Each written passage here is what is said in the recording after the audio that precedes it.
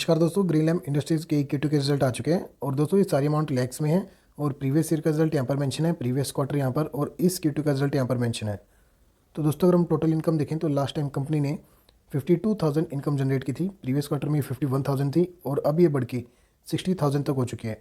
तो quarter on quarter और year on year दोनों केसेस में इनकम में बढ़िया जंप है, 15 से 17% के आसपास यहाँ पर जंप दिख रही है हमें। और अगर हम नीचे एक्सपेंस देखें तो प्रीवियस ईयर एक्सपेंस 48,000 थे, प्रीवियस क्वार्टर में 47,000 और अब 55,000 हो चुके हैं। तो एक्सपेंस भी काफ़ी बड़े हैं कंपनी के ईयर ऑन ईयर और क्वार्टर ऑन क्वार्टर दोनों केसेस में। और नीचे अगर हम नेट प्रॉफिट देखें तो अभी कंपनी फ़िलहाल प्रॉफिट में है और टोटल जो प्रॉफिट निकल के आ रहा है दोस्तों, लास्ट टाइम 2900 प्रॉफिट था कंपनी का, जो कि अब 3900 हो चुका है और प्रीवियस क्वार्टर में 3200 था। तो ईयर ऑन ईयर और क्वार्टर ऑन क्वार्टर दोनों केसेस में नेट प्रॉफिट कंपनी का अच्छे तरीके से यहाँ पे बढ़ा है। तो इसका ईपीएस और देख लेते हैं, ईपीएस भी उसी हिसाब से इंक्रीज़ हो चुका है, 2.33 से इंक्रीज़ हो गया 3.27 और प्रीवियस क्वार्टर में 2.59 था।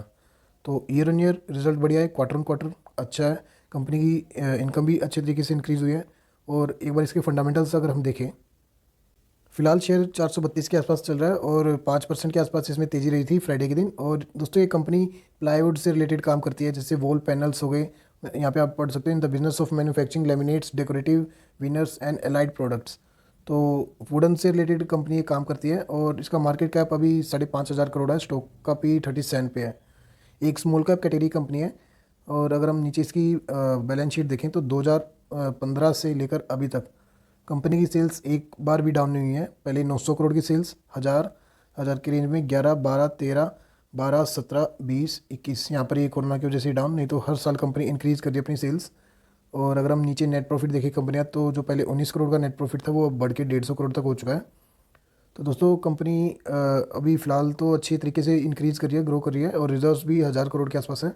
बस एक जो इसमें डेंट वाली बात है वो है बोरोइंग्स कंपनी पे कंट्रोल नहीं हो रही, 950 करोड़ की बोरोइंग्स है, 5000 करोड़ का मार्केट कैप और 950 करोड़ की बोरोइंग्स, ये एक सबसे ज़्यादा नेगेटिव पॉइंट है इस कंपनी में।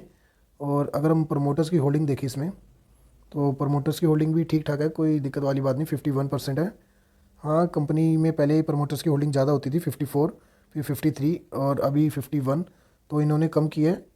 और फॉरेन वालों के पास 1.37 का स्टेक है और डीआईज ने काफ़ी स्टेक ले रखा है, 15.5% के आसपास, और बाकी फिर पब्लिक के पास है।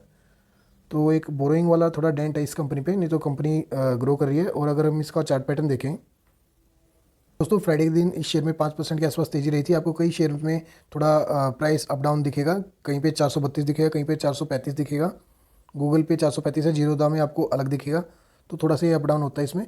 और अगर हम 5 दिन की बात करें तो 5 दिन में 6% के रिटर्न और एक महीने में लगभग 4.5% के आसपास रिटर्न दिया इस शेयर ने, और 6 महीने में 48% की रिटर्न, और एक साल का अगर हम देखें तो 36% की रिटर्न, और 5 साल में 137% की रिटर्न। तो 5 साल में तो पैसे डबल से ज़्यादा ही कर दिया कंपनी ने। और अगर हम मैक्सिमम देखें तो 287% की रिटर्न। तो दोस्तों कंपनी ठीक है, फंडामेंटली फ़िलहाल ठीक है, एक थोड़ा बोरोइंग्स का इशू, अगर बोरोइंग्स कंपनी कंट्रोल कर लेती है तो और भी ज़्यादा अच्छी बात है। तो लॉन्ग टर्म के लिए तो ठीक है, ये कंपनी आप होल्ड कर सकते हो, क्योंकि ऐसी कोई ज़्यादा दिक्कत वाली बात नहीं है, कंपनी ग्रो ही कर रही है अभी फ़िलहाल और सेल्स इंक्रीज़ कर रही है। और 287% के रिटर्न भी दिए इसने 7 साल के अंदर, लगभग 3 गुना से ज़्यादा पैसे कर दिए, तो ठीक है, रिटर्न तो डिसेंट है, ज़्यादा बढ़िया भी नहीं कह सकते कि मल्टीपैगर रिटर्न दे दियो, तो ठीक है। आप और बाकी अपनी स्टडी करके तभी इसमें इन्वेस्ट करना, और ऐसी और वीडियोज़ के लिए आप इस चैनल को सब्सक्राइब कर सकते हो।